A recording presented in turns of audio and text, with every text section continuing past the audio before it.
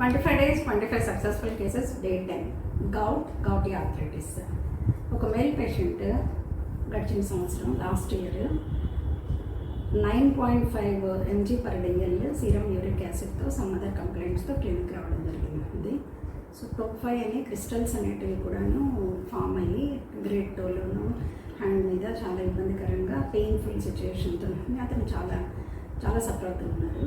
So ఇతనికి సిమ్టమ్స్ని తీసుకుంటుంది. Constitutional medicine పెట్టిన తర్వాత చాలా వరకు రిలీఫ్ వచ్చి ఒక 6 to 8 months ఆఫ్ ట్రీట్మెంట్లో సీరం యూరిక్ యాసిడ్ అనేది బిలో 7 రావడం జరిగింది.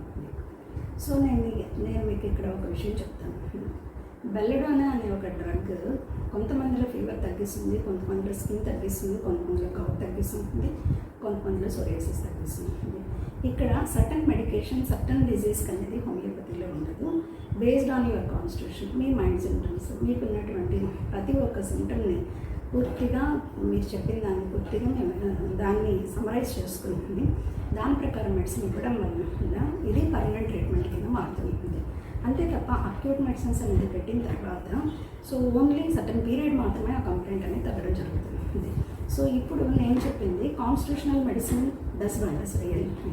ఇన్ దిస్ కేస్ ఇది జరిగి 1 year అవుతుంది. ఎక్కడ కూడాను సిమ్టమ్ రెప్యుటేషన్ లేదు.